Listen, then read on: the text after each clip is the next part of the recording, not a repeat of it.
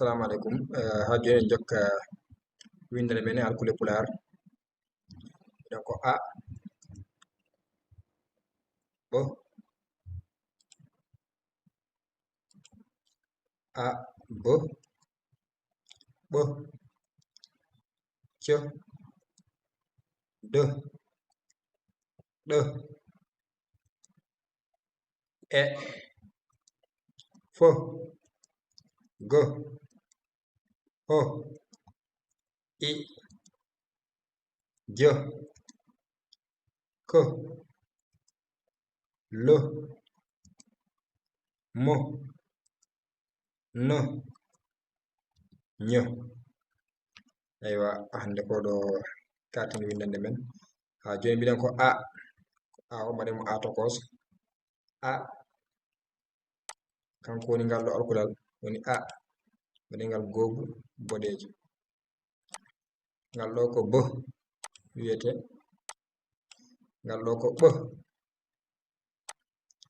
ngal ɗo ko c, ngal ɗo ko d, ngal ɗo ko ɗo, ngal ɗo ko e, f, g, h,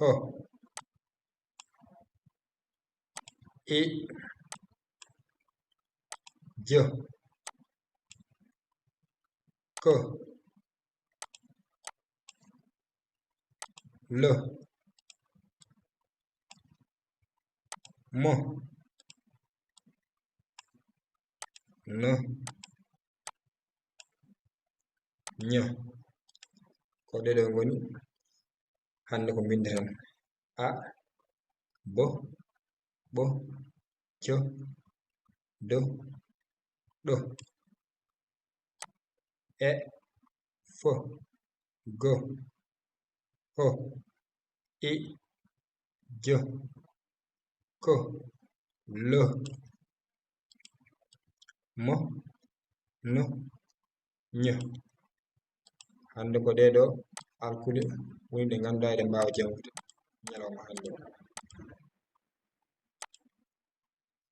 Manam kanje koyɗe ni kanje alkule ɗeɗe ni